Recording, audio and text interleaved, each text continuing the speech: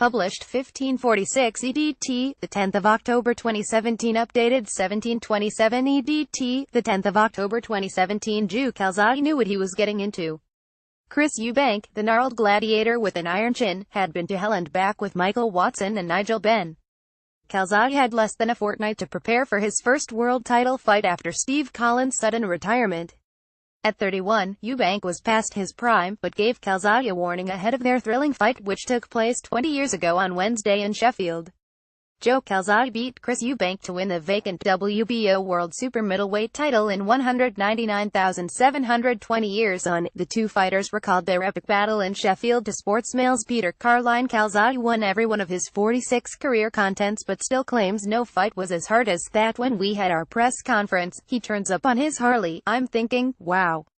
It's Chris Eubank like a fan. I've come in on the train from Wales, recalled Calzaghe. I was brash. I said I was going to knock him out. I always remember him giving a wry smile and saying, I'm going to take you to one place you've never been. I'm going to take you to the trenches. And he was true to his word. After losing to Collins twice in 1995, Eubank briefly retired. But the chance to pick up his old super middleweight belt against Calzaghe was too good to pass up. I was always in the gym. That was my way of life. So I was always prepared. And I was ready for Calzaghe, said Eubank, speaking to Sportsmail after guiding his son Chris Eubank Jr. to victory last weekend. Eubank turned up to a press conference on his Harley-Davidson, while Calzaghe took the train. Simply the best had briefly retired but returned in the hope of winning back. His world title fight was badly delayed. It was on the same card as Prince Nassim Hamad's bout with Jose Badillo, and during the wait, football fan Calzaghe saw England draw 0-0 with his beloved Italy to qualify for the 1998 World Cup. I thought I was going to be boxing at 10 p.m. Then 11. Then it was 12. With nervous energy I did about 25 rounds on the pads, so I was F before I got in the ring. I was so tense, said Calzaghe. There were questions to be answered about Calzaghe. Then 25. Did he slap rather than punch? Was his record 21 KOs and 22 wins an indicator of average opponents? Could he go the distance? It took 15 seconds to answer the first. I catch him with a sweet left hook and remember him not just falling, he flew across the ring into the corner. Stands up, nods to me, I'll never forget it, grinned Calzaghe, still fit as a flea and pounding the punch bag when Sportsmail visits his South Wales boxing club. After only 15 seconds Eubank was put on the canvas for only the 5th time in 50 career fights as ever. In Calzaghe's corner that night in Sheffield was father, trainer and best friend Enzo. Eubank recalled, I didn't get dropped on the seat of my pants, I got dropped on my back, on my shoulders, that's how hard the shot was. It was only the 5th time he had been knocked down in 50 fights. He took a mandatory count and stood up, smiling. The onslaught continued. I threw everything at him, continued Calzaghe. I did a few alley shuffles, the lot. I put all 12 rounds in that first round, trying to knock him out with every punch, and he hung on. Third round I started to get tired. Eubank was feeling the pace, too. I saw his hand speed and thought I'd be able to deal with that.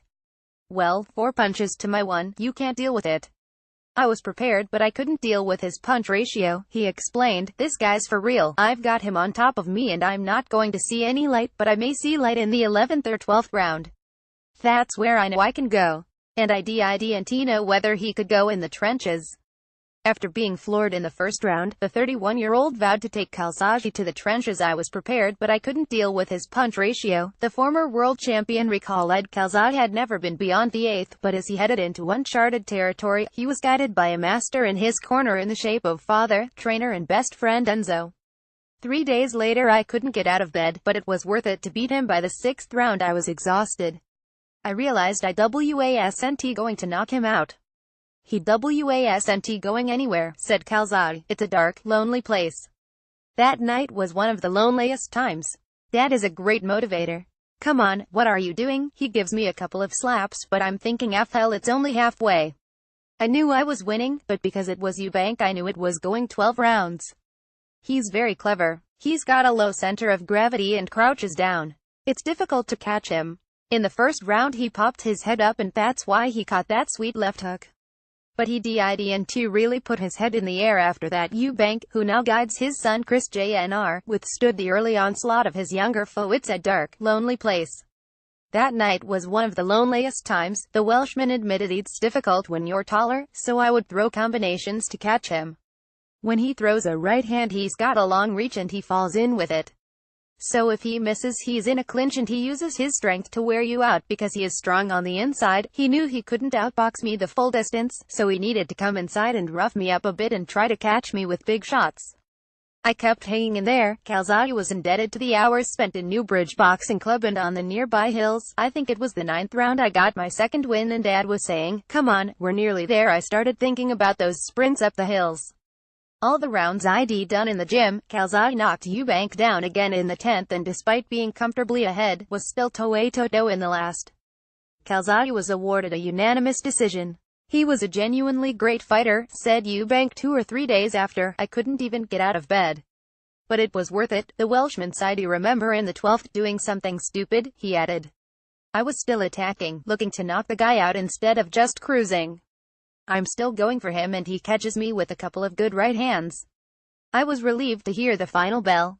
I felt I'd won, but I've never been so exhausted. As Michael Buffer announced the unanimous decision, 116,111, 118,111 and 118,109 to Calzaghe. Eubank's right hand was on Calzaghe's shoulder, a sign of their mutual respect. "I thought that if he wasn't a real fighter, if he wasn't a warrior of genuine caliber, I would find him out in the 11th or 12th, said Eubank.